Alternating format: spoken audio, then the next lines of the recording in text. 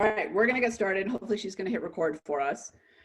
Thank you all for joining me for today's burst of innovation.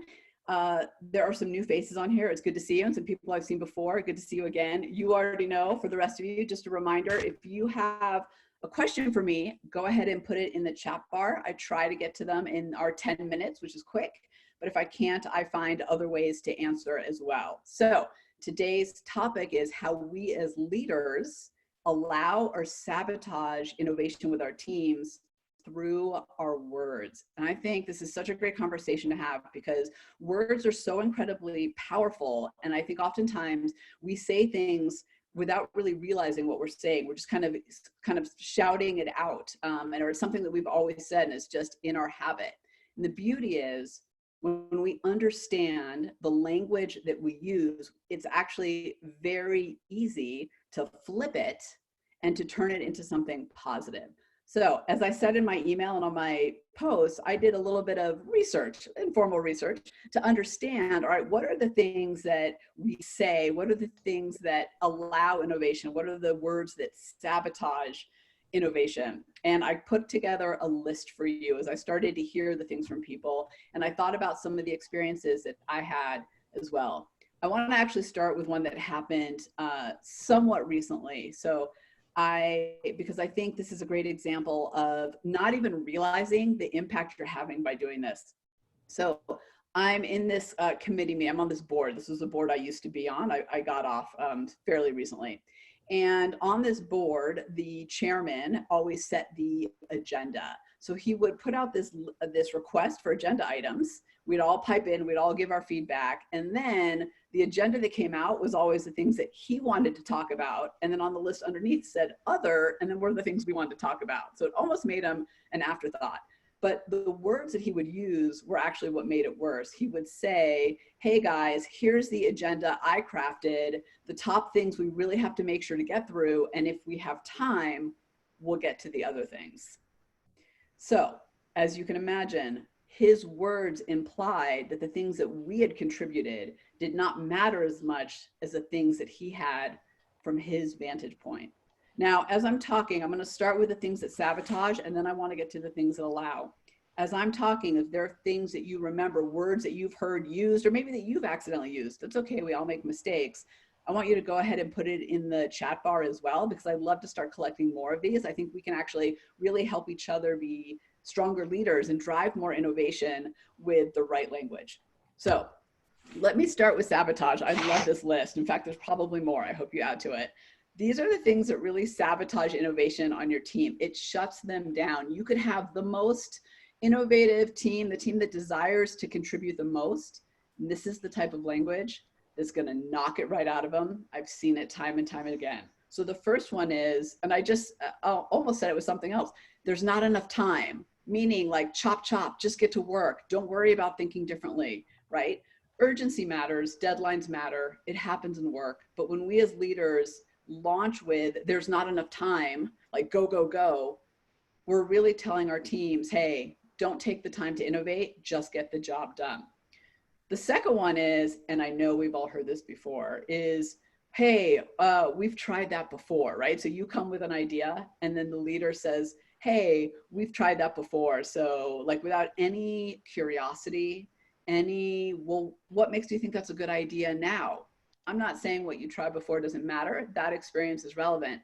But when we as leaders use the language, we've tried that before, what we're saying is stop, don't. I don't want to hear any more from you, right? This is not an idea to pursue, versus stopping and having some curiosity. The third one is, and I'm smiling because this one I just heard recently too. The budget is tight, so there's no room for error. Now I know the budget is tight for a lot of us, right? We have to do more with less, but no room for error implies you better get this right. Don't innovate, don't worry. It has to be 100% right. Here's the thing about no room for error I just want to highlight for a second, because the budgets can be tight. But what we're saying to people is you need to worry about getting it right out of the gate, right? Nothing freaks you out more than that. I don't know about you, but when someone says that to me, I start to panic. I'll give you an example from a study actually. There was a photography teacher. He kind of divided his class up into two groups. One group, their grade was on quantity, just the number of photography pictures that they took. The other group was on quality, meaning like the most perfect picture. At the end of the semester, you better believe that the photography students that were judged on quantity had better quality pictures than the ones who were supposed to be ranked on quality. So quantity leads to innovation. Trying to say no room for error, it has to be right out of the gate, doesn't. It actually has the opposite effect.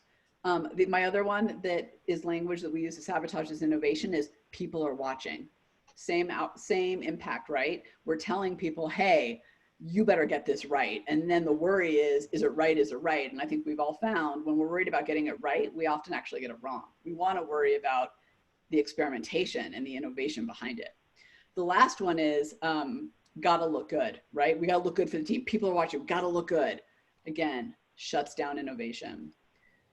There's actually another one that just came to my mind that I want to make sure to bring up because I think I'd be remiss not to, because this is one that really shuts down the team accidentally. And I hear this from leaders, and I've made this mistake of saying it too. And that is like, oh, well, I have information, you don't, right? I have a vantage point, you don't.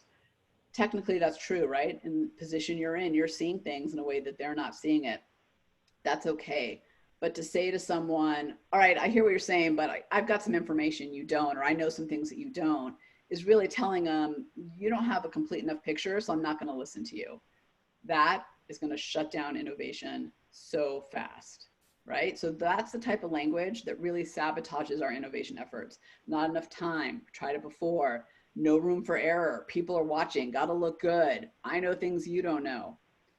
That language, while often well-intentioned, shuts down innovation. So now let's flip it. Let's talk about how do you as a leader make sure that you're allowing room for innovation, that you're giving your team permission to innovate. And I've got three big ones that make a major impact when you start using them. And they're so simple to do.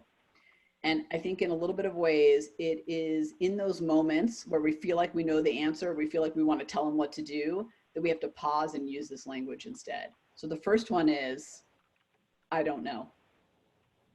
I don't know might be one of the most powerful phrases in the English language, in any language, because it is allowing the other person to help you figure it out.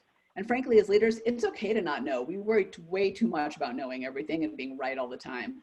It's 100% okay to not know.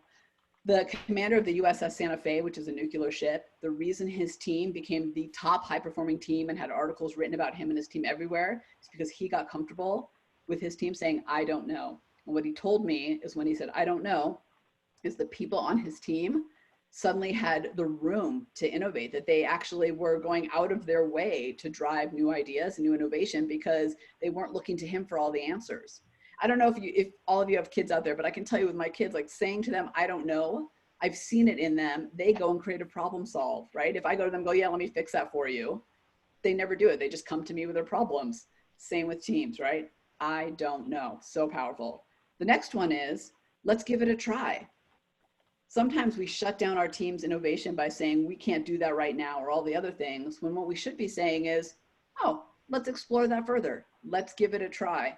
That's telling the person on the other side of the table that you value what they're saying, you understand they probably have some thought behind it, some rationale behind it, and you're willing to at least explore the idea. The last one is, and this is my favorite question to ask, is when people come with an idea or with innovation, is simply, and whether they are shutting it down or they are coming up with an idea, or they are being the yes but person or the yes and person, my favorite language and question to ask them is, what makes you say that? Such a simple question. Well, what makes you say that?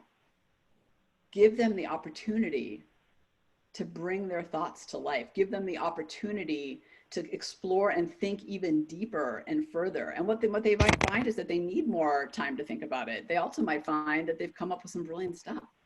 So as a leader, instead of taking what they say at surface value, one of the best ways to drive innovation is to ask that question back. What makes you say that? So those are the three ways that you can allow innovation through your words. I don't know. Let's give it a try. And what makes you say that? Jerry just asked a question. I know we're a little bit over, but Jerry, I want to stop and answer it. So thank you for asking. How do you overcome leadership obstruction to innovation? I feel like that needs to be a whole nother burst of innovation, which Jerry, I will do later. But here's what I'd say. There's three things that I find at all levels, not just leadership, that cause obstruction. So fear, right? Fear of failure, fear of looking stupid, fear of risk, comfort, better not to rock the boat. The success I had yesterday is good enough. And then the third one is constraint. And that constraint is constraint of the systems and the bureaucracy, or the constraints that they self-impose by their own routines and their own thinking. So I think the key with leadership, and this applies to language too, is finding a way to communicate with them in a way that gets them on board. And in fact, Jerry, the last burst of innovation I just did was actually all about that. How do you get legacy thinkers on board for change? And there were 4 ways in it. One of them I just want to say to you, Jerry, really quickly, is for leadership who's fighting the innovation, is connecting the dots for them. And what I mean by that is going to them and saying, hey, Jerry, as the leader, what you did 4 years ago that brought success to this made me think about how we could do it this way now. Just a shift in the language. Or, hey, Jerry, so you don't feel like this is a good idea. I get it. If you were to do it over again, what would you do differently this time? It's all in the language.